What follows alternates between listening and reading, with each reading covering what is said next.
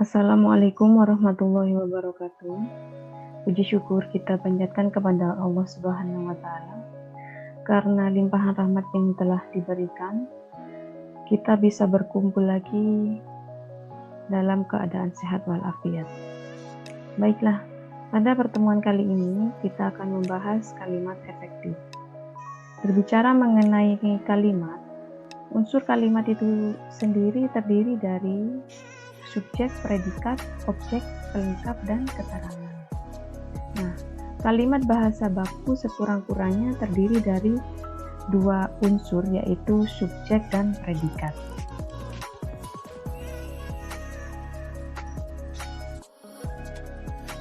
Berdasarkan fungsi dan gramatiknya, ada 6 tipe kalimat yang dapat dijadikan model pada kalimat dasar bahasa Indonesia.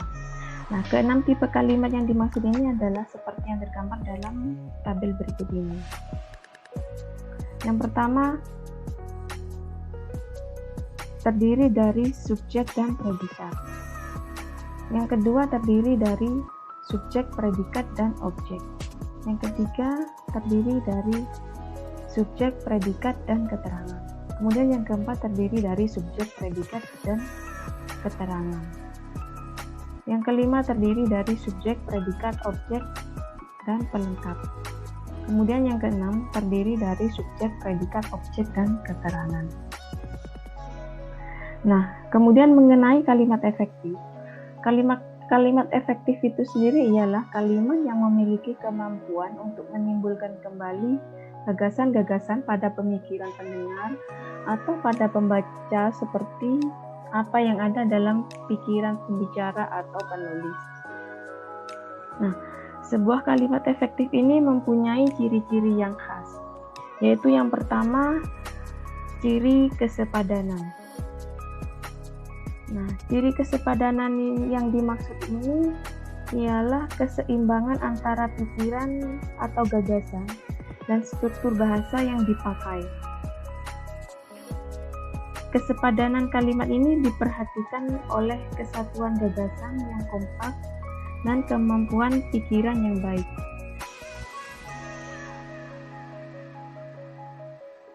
Nah, kesepadanan kalimat ini mempunyai beberapa ciri seperti yang tercantum di bawah ini. Yang pertama, mempunyai subjek dan predikat dengan jelas. Kejelasan subjek dan predikat suatu kalimat itu dapat dilakukan dengan menghadirkan pemakaian kata depan seperti di, dalam, bagi, untuk, pada, dan sebagainya. Kemudian contohnya misalnya, bagi semua mahasiswa perguruan tinggi ini harus membayar uang kuliah. Ini bentuk yang salah.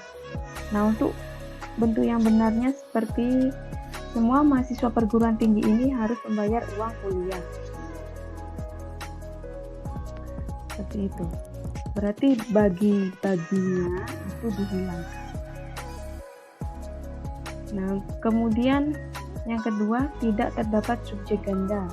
Misalnya contohnya, pelaksanaan kegiatan itu saya dibantu oleh dosen-dosen. Nah, untuk contoh dalam pelaksanaan kegiatan itu saya dibantu oleh para dosen. Nah, kalimat itu dapat diperbaiki dengan cara seperti ini. Dalam pelaksanaan kalimat itu, saya dibantu oleh para dosen. Ini bentuk yang benar. Nah, kemudian yang ketiga, kata penghubung antar kalimat tidak dipakai pada kalimat tunggal. Misalnya, kami datang agar tidak terlambat, sehingga kami tidak dapat mengikuti acara pertama. Nah, perbaikan pada kalimat pertama yaitu dengan menjadikan kalimat itu menjadi kalimat majemuk, dan yang kedua mengganti ungkapan penghubung antar kalimat menjadi ungkapan penghubung, maksudnya mengganti ungkapan penghubung intra kalimat menjadi ungkapan penghubung antar kalimat. Contohnya sebagai berikut, ini bentuk yang benar. Kami datang agak terlambat, oleh karena itu kami tidak dapat mengikuti acara pertama. Kemudian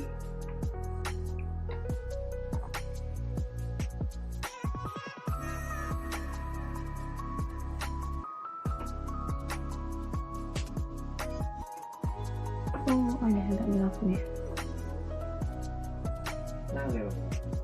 Tuh iya enggak kena di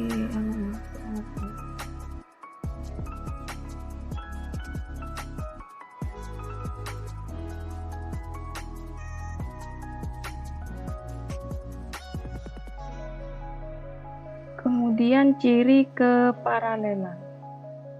Nah, yang dimaksud dengan keparalelan adalah kesamaan bentuk kata yang digunakan dalam kalimat itu. Artinya, kalau bentuk pertama menggunakan nomina, nomina itu sendiri adalah semua kata yang dibendakan. Nah, bentuk kedua dan seterusnya juga harus menggunakan bentuk nomina. Kalau bentuk pertama menggunakan verba, maka bentuk kedua yang digunakan harus menggunakan verba.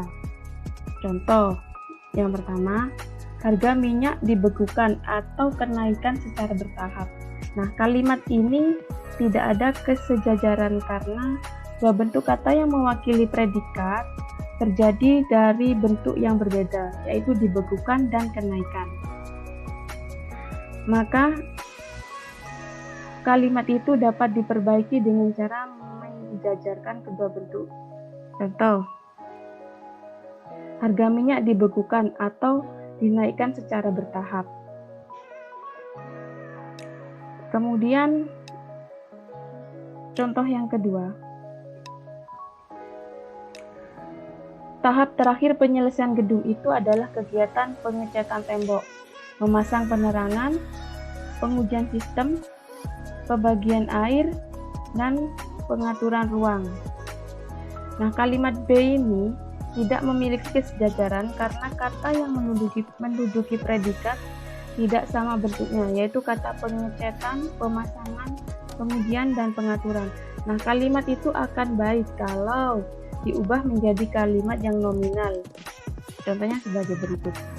Tahap terakhir penyelesaian gedung itu adalah kegiatan pengecatan tembok, pemasangan penerangan, pengujian sistem pengairan, dan pengaturan tata ruang. Kemudian untuk ciri yang ketiga, yaitu ciri ketegasan. Nah, yang dimaksud dengan ciri ketegasan itu sendiri ialah suatu perlakuan penonjolan pada ide pokok kalimat. Dalam sebuah kalimat ada ide yang perlu ditonjolkan, yaitu kalimat itu memberi penekanan atau ketegasan pada penonjolan, dan ada berbagai cara untuk membentuk penekanan pada kalimat. Yang pertama, meletakkan kata yang ditonjolkan itu di depan awal kalimat. Contoh, harapan presiden, rakyat membangun bangsa dan negara ini dengan kemampuan yang ada pada dirinya. Nah, penekanannya ini terletak pada harapan presiden, yang artinya presiden itu mengharapkan. Untuk contoh yang kedua, membangun urutan kata yang logis. Misalnya, contoh, bukan 1000, sejuta atau 100, tetapi berjuta-juta rupiah ia telah membantu anak-anak terlantar. Bentuk ini salah. Nah, untuk bentuk yang benar, contohnya seperti ini. Bukan 1000, sejuta, atau 100, tetapi berjuta-juta rupiah ia telah membantu anak-anak terlantar. Nah, untuk bentuk ini, urutan dari nominal-nominal itu disejajarkan.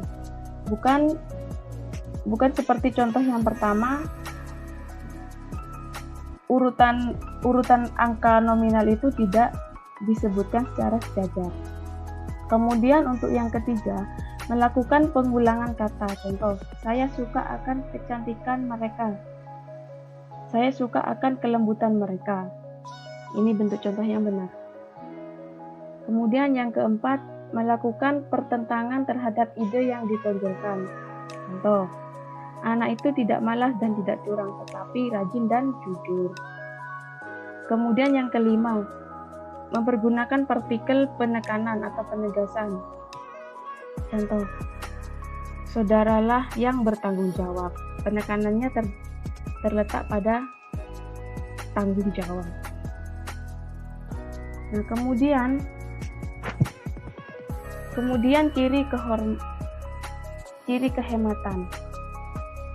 Nah, yang dimaksud dengan ciri kehematan ini adalah kalimat efektif atau hemat penggunaan kata atau bentuk lain yang dianggap tidak perlu. Nah, penghematan di sini mempunyai arti menghilangkan atau membuang kata yang memang tidak diperlukan sejauh tidak menyalahi kaidah tata bahasa. Yang pertama, kriteria dalam ciri kehematan itu yaitu menghilangkan subjek ganda. Perhatikan contoh berikut ini. Karena tidak diundang, dia tidak datang ke tempat itu. Nah, perbaikan kalimat itu adalah sebagai berikut. Karena tidak diundang, dia tidak datang ke tempat itu. Berarti tidak ada pengulangan kata iya.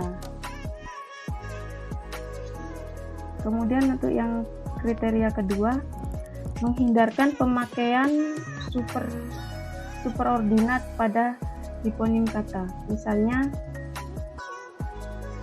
kata merah sudah mencakup warna merah. Kata merpati sudah mencakup kata burung. Nah, untuk kata hari misalnya kata Selasa sudah mencakup nama hari. Jadi tidak efektif bila ditulis warna merah, hari Selasa, burung merpati. Untuk contoh kalimatnya, ia memakai baju warna merah. Itu tidak efektif. Nah, maka dapat diubah ia memakai baju merah karena merah ini sudah menunjukkan sebuah warna. Kemudian untuk kriteria yang ketiga, penghematan dapat dilakukan dengan cara menghindarkan kesinoniman dalam satu kalimat. Contoh, kata naik bersinonim dengan kata ke atas, kata turun bersinonim dengan kata ke bawah, kata hanya bersinonim dengan kata saja, kata sejak bersinonim dengan kata dari. Perhatikan kalimat-kalimat di bawah ini. Yang pertama, dia hanya membawa badannya saja. Yang kedua, sejak dari pagi dia merenung. Nah, kalimat ini dapat diperbaiki menjadi dia hanya membawa badannya saja.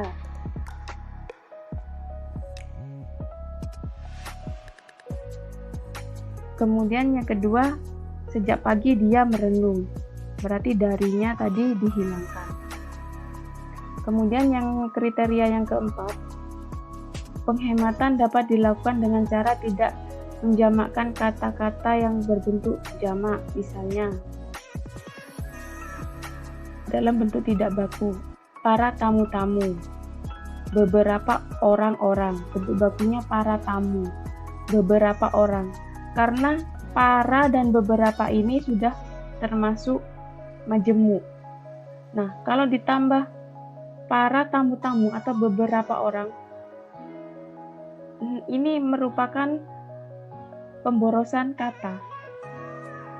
Jadi dijadikan bentuk baku menjadi para tamu dan beberapa orang.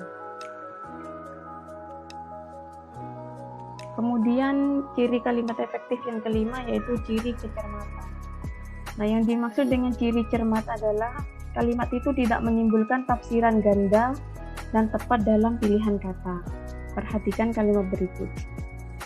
Yang pertama, mahasiswa perguruan tinggi yang terkenal itu menerima hadiah. Nah, kalimat ini memiliki makna ganda, yaitu siapa yang terkenal. Untuk bentuk yang benarnya, mahasiswa atau perguruan tinggi. Itu maksudnya. Yang kemudian contoh yang kedua, dia menerima uang sebanyak 25.000. Nah, kalimat ini memiliki makna ganda juga, yaitu berapa jumlah uang? 100.000 rupiah atau 25.000. Maka harus maka harus diperjelas kalimatnya karena kalimat ini mempunyai kalimat ganda. Maksudnya mempunyai makna ganda. Kemudian ciri kalimat efektif yang keenam yaitu ciri kepaduan. Nah, yang dimaksud dengan ciri kepaduan ini yaitu kepaduan pernyataan dalam kalimat itu sehingga informasi yang disampaikan tidak terpecah-pecah. Contoh, perhatikan kalimat berikut. Surat itu sudah saya baca. Tentu ini salah karena antara agen dan verbal seharusnya kalimat itu berbentuk surat itu sudah saya baca. Ini kalau surat itu saya sudah baca, ini tidak bacaannya itu tidak padu. Jadi bentuk yang benarnya itu surat itu sudah saya baca.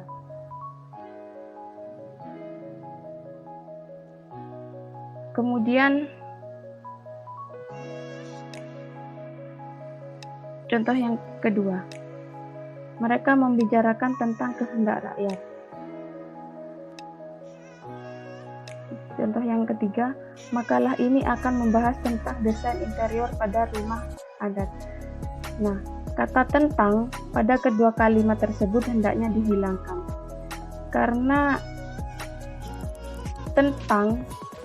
tentang dalam kalimat ini tidak memadukan kalimat, sehingga apabila kalimat ini menjadi seperti ini, mereka membicarakan kehendak rakyat, maka kalimatnya menjadi lebih padu.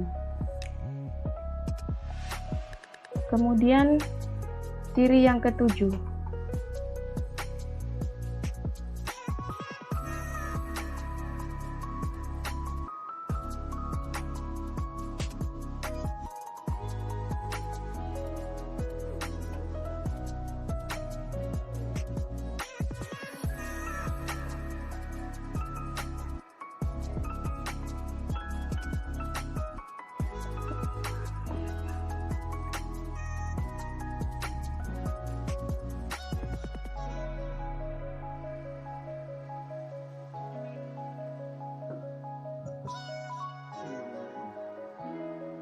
kemudian ciri yang ketujuh yaitu ciri kelogisan.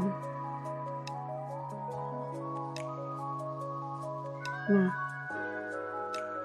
ciri kelogisan yang dimaksud dengan ciri kelogisan ialah ide kalimat itu dapat diterima oleh akal dan sesuai dengan ejaan yang berlaku. Perhatikan kalimat di bawah ini. Yang pertama, kepada Bapak Menteri, waktu dan tempat kami persilakan. Kemudian contoh yang kedua, untuk mempersingkat waktu, kita teruskan acara ini. Nah, kedua kalimat ini tidak logis atau tidak maksud akal. Maka bentuk yang logisnya akan menjadi seperti ini. Yang pertama, Bapak Menteri kami persilahkan. Nah, untuk yang kedua, untuk menghemat waktu, kita teruskan acara ini. Kenapa?